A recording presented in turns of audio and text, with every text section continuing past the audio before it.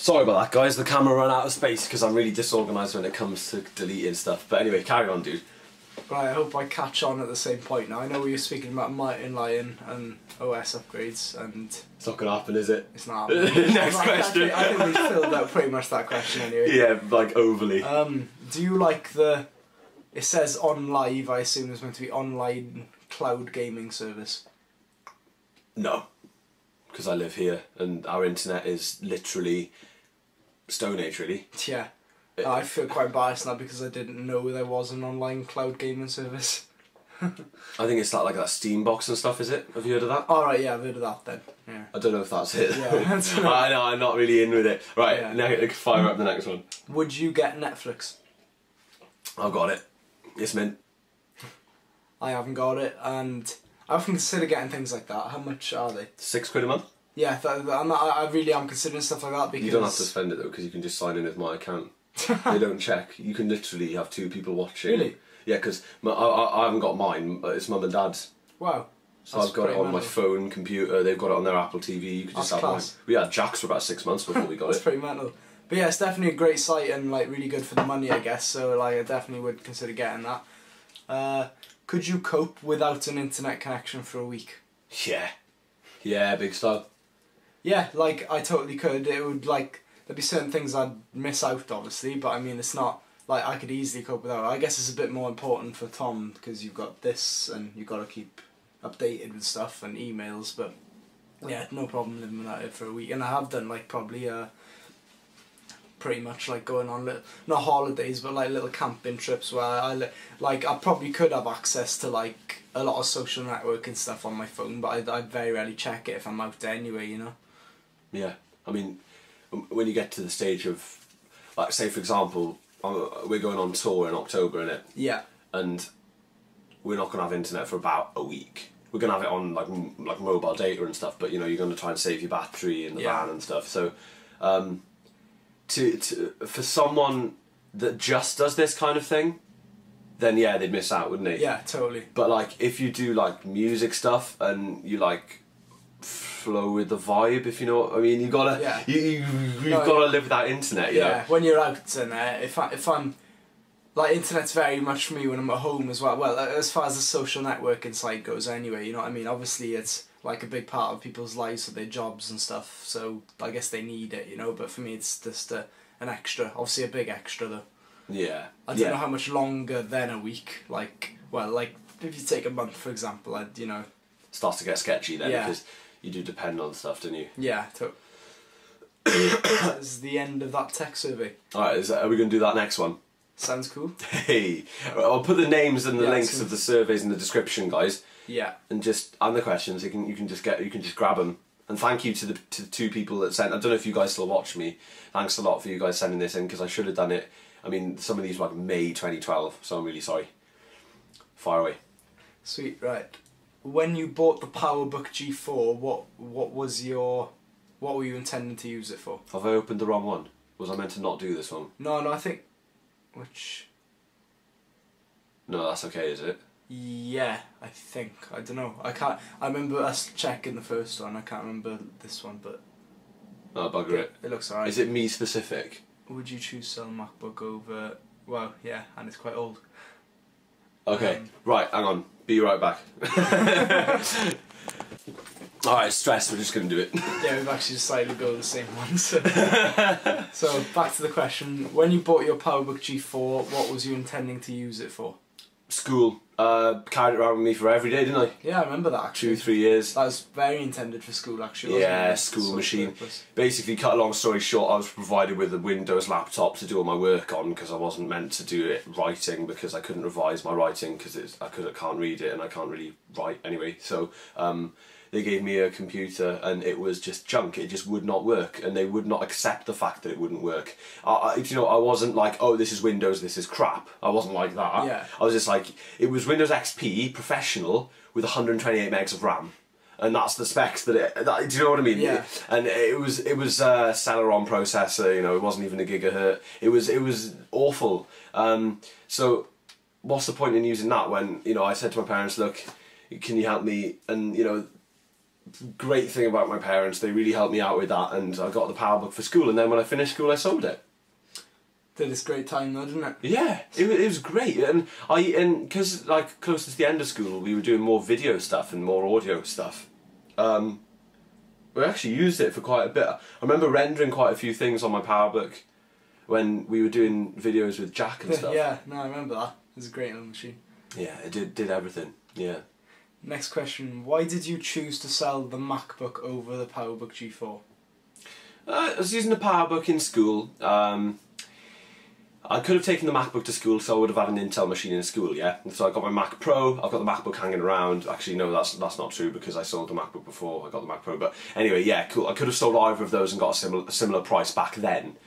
Main reasons why I kept the Powerbook over the MacBook: bigger screen, so like less eye strain in class when I had a lot of things open. Say if I had 2 documents open, I was copying from one to the other or answering comprehension questions or whatever. There's more screen real estate, so less headaches. The keyboard was a lot nicer. The MacBook keyboard's a really nice keyboard, don't get me wrong, but everyone knows that the Powerbook G4 and the original MacBook Pro has the nicest feeling keyboard, and it was so smooth to type on. It was lovely. Also, it was aluminium versus plastic, so it was stronger, lasting in my bag. You know, I dropped my bag, loads of it in, and ended up with quite a few dents. Little cracks and stuff. Nothing major, but you know that the MacBook would have broken badly. I do love the MacBook casing, but I guess especially compared to the aluminium and stuff, it wasn't the strongest thing. No. Especially the hinge and stuff and the palm resting. Alright, let's move on. What video editing software do you use to edit your videos? These days, Final Cut Pro 10. You? Oh, you're on 10 now? Yep. Jeez. It's gay. You?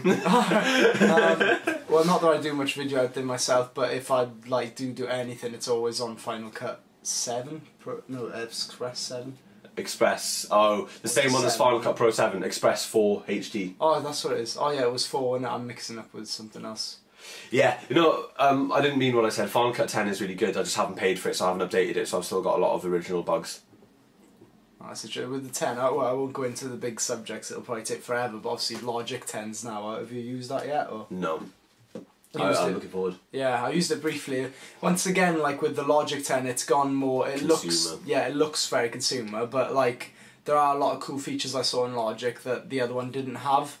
Like, it's a little tiny example now, but like with MIDI drums, for example, you actually do get individual control over each little stuff like that. That's cool. But it looks very consumer once again, but I'm going to try like to the pictures of the instruments on the channel strips and stuff like that, yeah. Even though I quite like the interface, it's like, it still is a bit consumery. No. The Final Cut 10, I really, really like it, but it tries to control you a little bit too much for my liking. Like, of course, when you open Final Cut Pro 7 or any other Final Cut, you had to learn how to use it. It didn't guide you through anything. There was none of this, like, there's no tips or anything. Obviously, there was a help menu or whatever, but like you had to do it. You had to drag your own stuff in. You had to do it. Final Cut 10 sort of guides you through it a little bit like iMovie. Like it snaps in things in place for you. If you shrink something, it makes the rest of the timeline come into time with the video, which is really handy. But if you like previously, like a tactic I used to use a lot was shrinking something in order to create space in the video.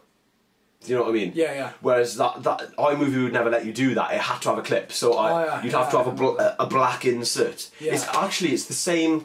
This is totally irrelevant, but it's the same with the Dolby operating system that we use in the cinema for digital projection.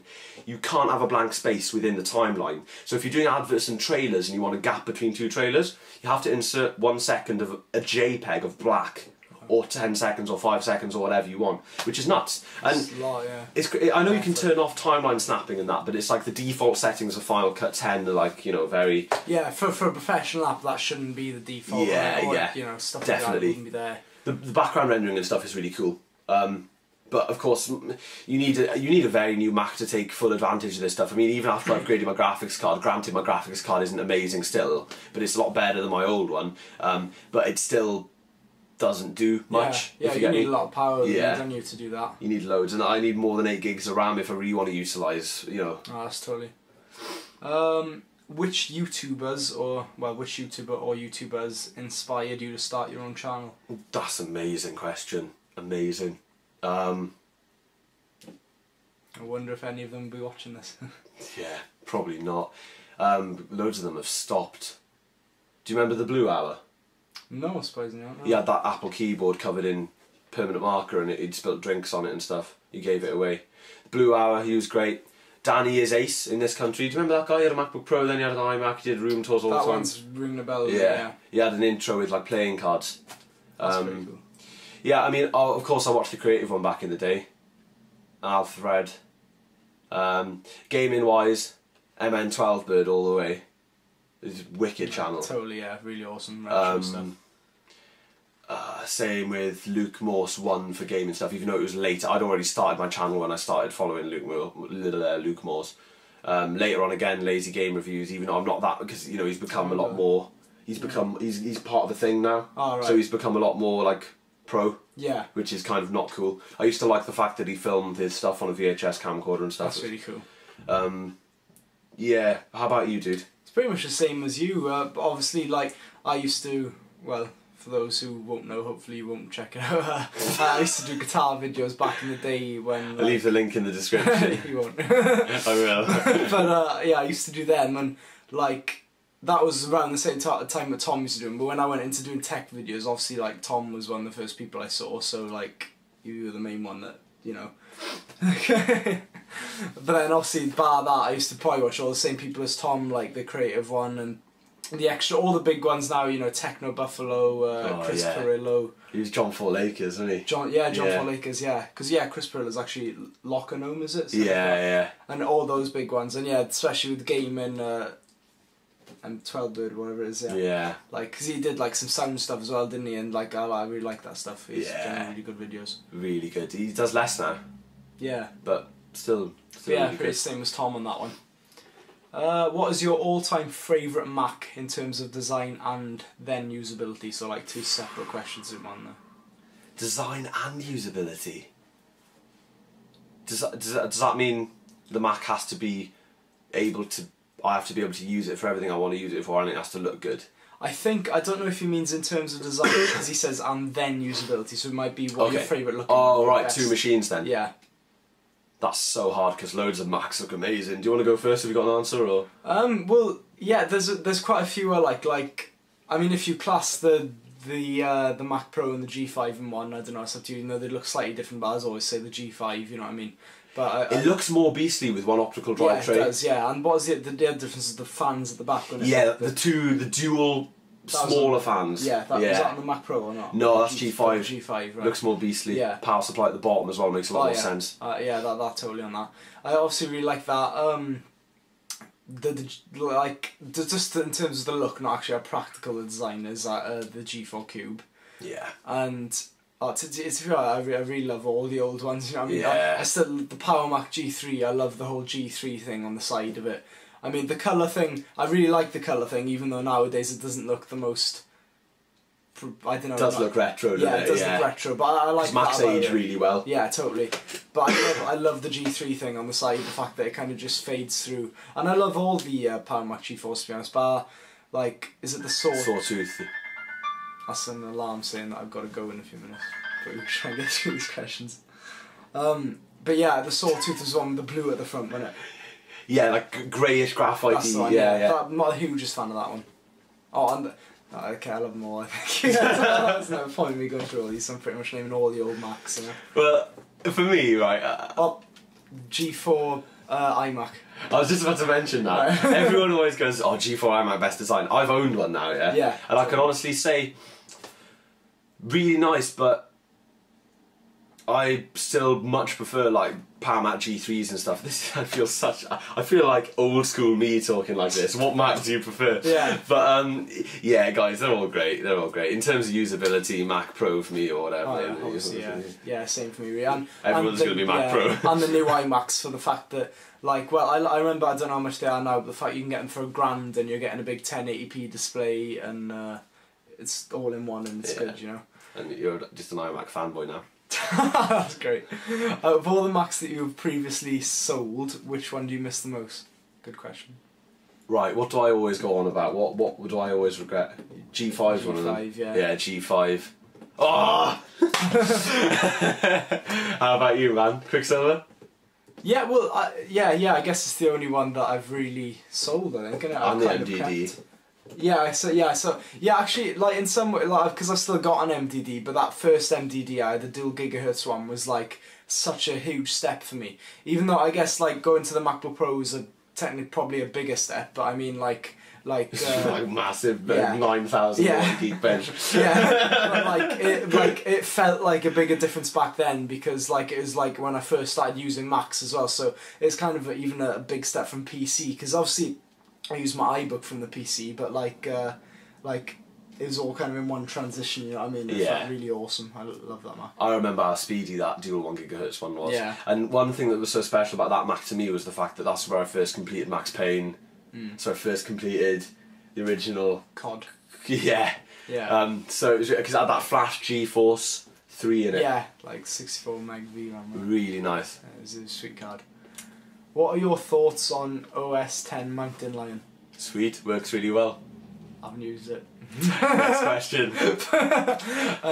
Lastly, what Mac would you recommend to the average person switching to the Mac? Another good question. Mac Mini, 13-inch MacBook Pro, end of, sweet.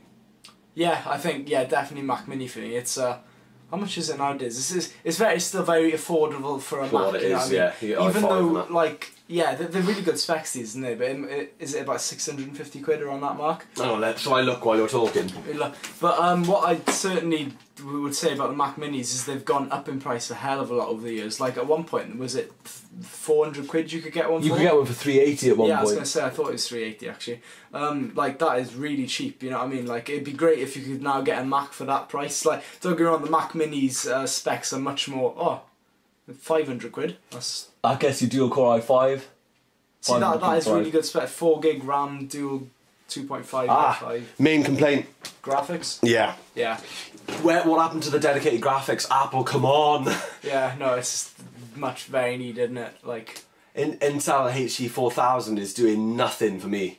And it isn't even going up by the time you spend an extra 200 quid almost. What are you getting there extra? Still getting exactly. You're getting double the hard drive space and an i7 instead of an i5. Fair. Well, I guess the i7's the biggest thing there, but I mean, like, they should improve the graphics. I mean, they usually always used to go up between the two variations, and that's the highest variation you can get. I don't think you can change the graphics when you go into further. They don't have any dedicated. They did before they ditched the optical drive, or in the first version where they didn't have optical drive. Yeah. I remember they had GeForce 630. I don't know. It's interesting because you think now they'd have more space. Yeah, because they've ditched the optical drive. What time is it? 3 o'clock. Alright. This is at 10 past. You're cool. But 10 past by where? The bus stop, like it's 10 past at the square. Yeah, but there.